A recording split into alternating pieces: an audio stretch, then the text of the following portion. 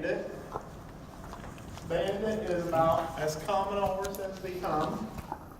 I've probably ridden over 1,000 horses in my career, and of those 1,000, probably 950 of them have been like Bandit. It's a horse that somebody did something with for a while, and then it learned bad behavior and got away with it to the point that they couldn't do anything with it anymore, so they eventually have to send it. So Bandit, was the story on him is that he is like 16 years old. Supposedly he was started as a Western pleasure horse, as a young horse. And then he was switched over to be used as a dressage horse.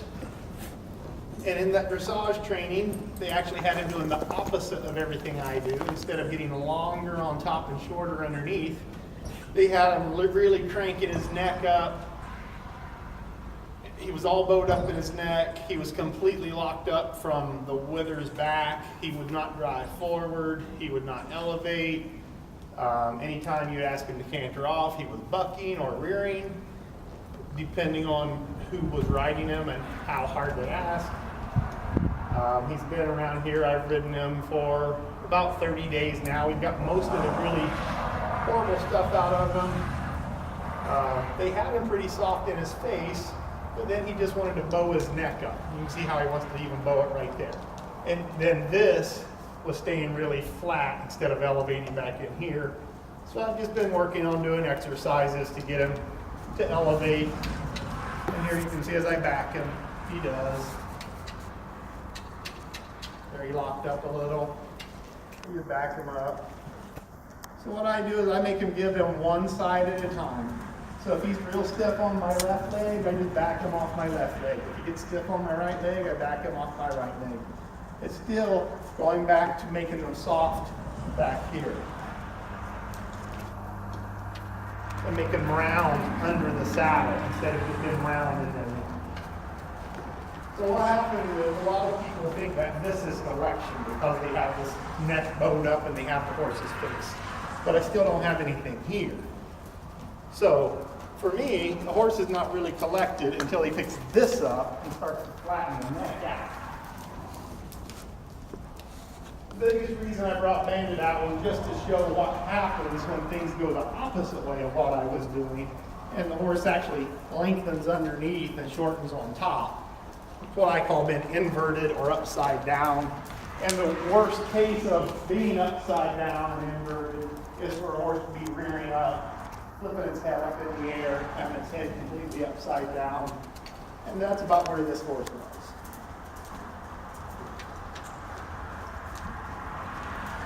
You'll see he starts to look pretty soft, and then all of a sudden he'll hollow his back out, lock up his jaw, flip his head up in the air.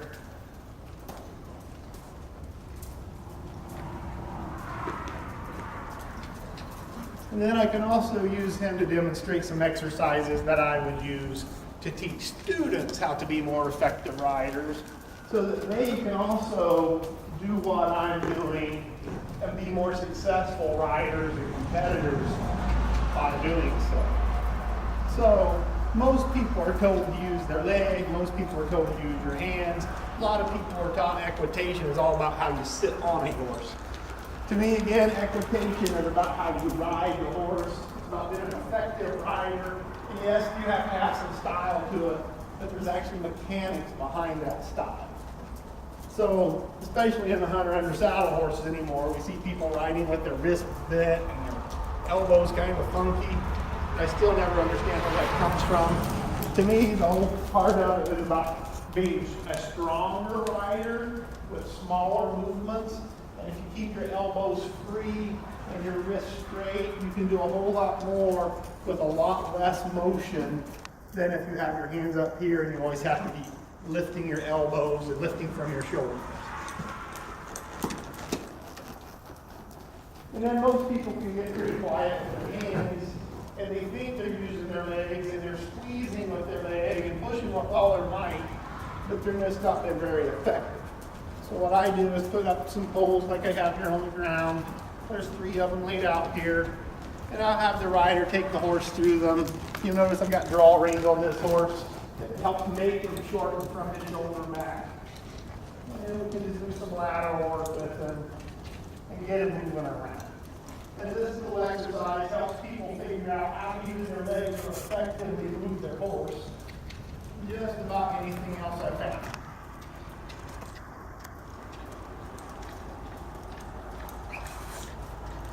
And it helps the horse figure out when I press with my leg, I want him to soften and bring that nose in and round his back up rather than going the opposite way.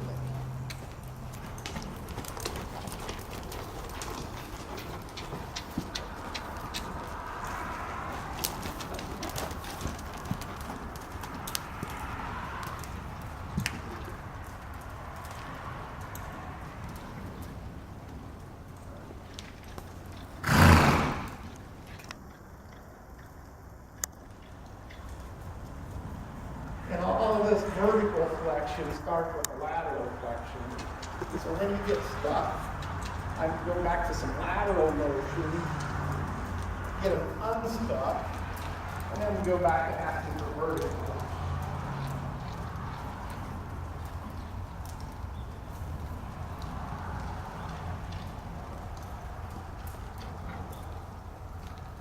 And there you can see when he unlocks his neck and picks up his back. He goes from looking just like a really common horse to having just a little more style.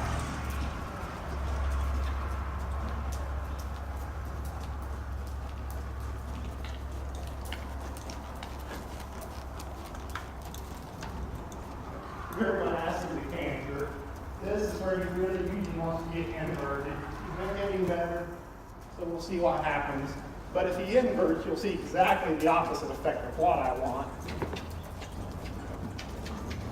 There he rounded right up.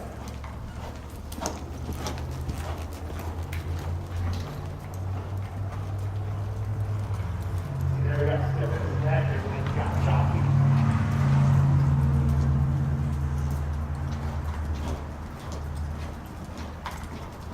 There he softened, his legs get a lot flatter and floatier.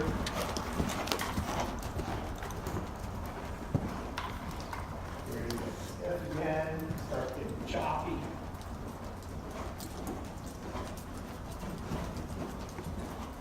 There he softened his back, gets floatier.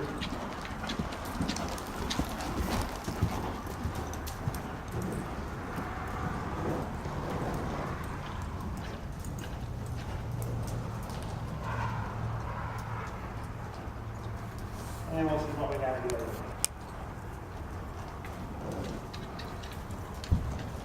He wants to be good today.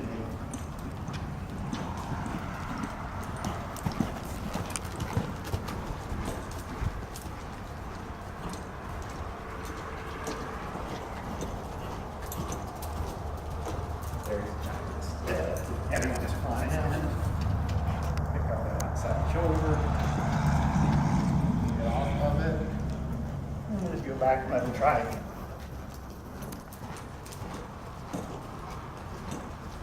That's much.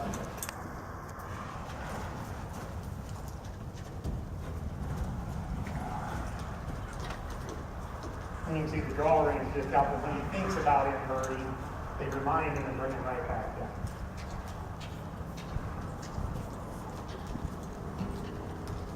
So a lot of times you get horses in and they learn to refuse to lope off, refuse to go forward. And this is kind of some of the exercises we do just to soften. We do a lot of side passing, a lot of turns on the forehand, turns on the haunches. It all goes back to get him to drive forward off my leg and stay soft in the bridle.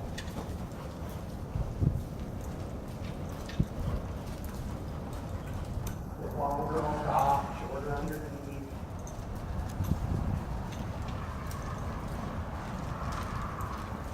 And he's just obedient, so whenever we ask for something, he actually gives it to us.